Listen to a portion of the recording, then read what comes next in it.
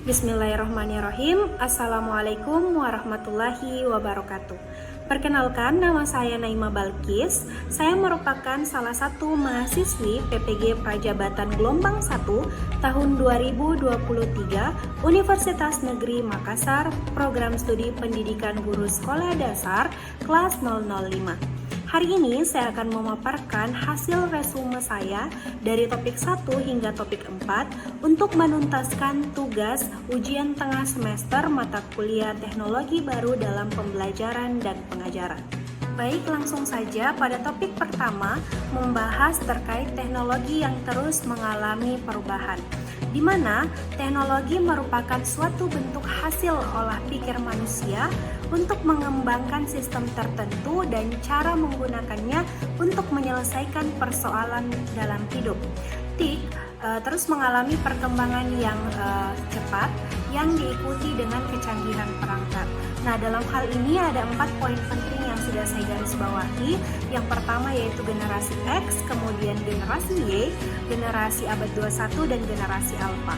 Di mana generasi X perkembangan teknologi belum begitu pesat, khususnya dalam dunia pendidikan. Kemudian generasi Y perkembangan teknologi sudah mulai pesat sehingga masyarakat khususnya dunia pendidikan juga sudah menggunakan teknologi.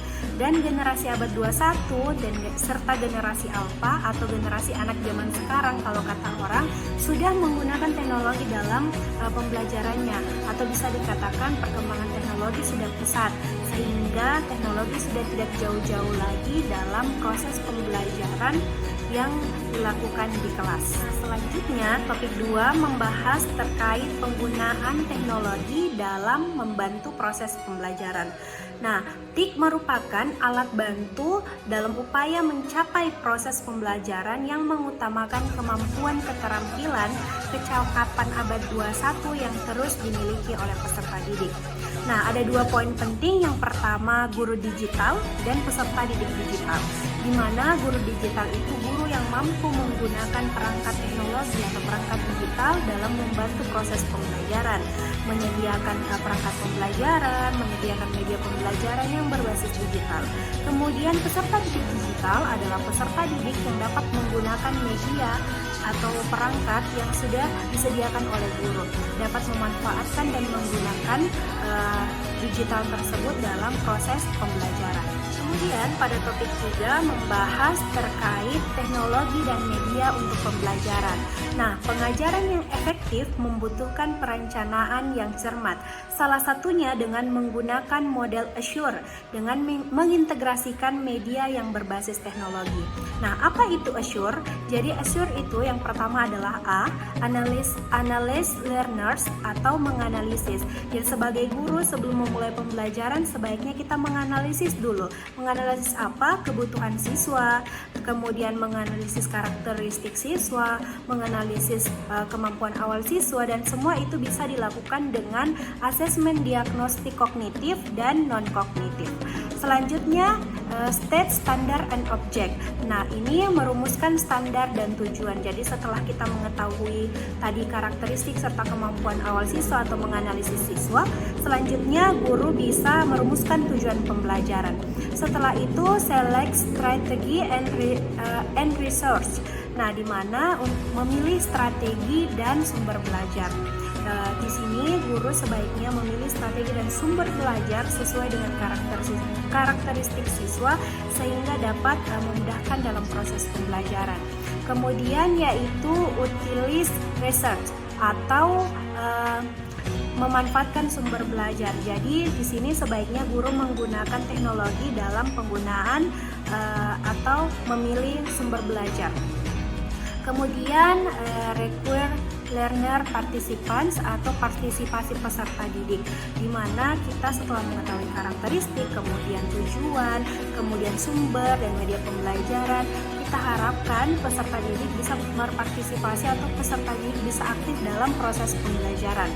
Kemudian evaluasi atau evaluate and revisi. atau evaluasi dan revisi. Ini kita bisa menggunakan teknologi juga, bisa membuat LKPD dengan teknologi atau membuat games-games sebagai bentuk revisi atau bentuk evaluasi kita nantinya sebagai seorang guru dalam pemanfaatan model Azure dalam pembelajaran. Baik, yang terakhir yaitu topik 4 yang membahas terkait pemanfaatan perangkat digital. Dengan penggunaan perangkat digital ternyata banyak sekali manfaat yang bisa dihasilkan atau yang bisa didapatkan. Yang pertama yaitu partisipasi, di mana siswa bisa lebih berpartisipasi dan berperan aktif dalam proses pembelajaran dengan penggunaan atau pemanfaatan perangkat digital ini. Kemudian individual yaitu siswa dapat mengontrol proses pembelajaran yang dia lakukan dan guru bisa mengontrol dengan baik. Kemudian ABK atau anak berkebutuhan khusus, jadi perangkat digital ini juga bisa membantu guru dalam menyediakan perangkat untuk siswa ABK. Kemudian membantu ia untuk belajar sehingga siswa atau anak berkebutuhan khusus ini bisa melakukan proses pembelajaran yang lebih baik ke depannya. Kemudian monitoring atau sesuai dengan karakteristik peserta didik, di mana guru bisa menyajikan pembelajaran sesuai dengan karakteristik peserta didik itu sendiri. Kemudian manajemen informasi, dan yang terakhir yaitu pengalaman multisensori atau pengalaman belajar yang beragam, sehingga siswa bisa lebih merasakan dan lebih masuk ke dalam dunia pembelajaran, sehingga yang diharapkan guru yaitu hasil belajar yang baik dengan perangkat digital ini. Mungkin itu saja yang dapat saya sampaikan atau saya jelaskan terkait dengan materi yang telah saya rangkum dari topik pertama hingga topik keempat.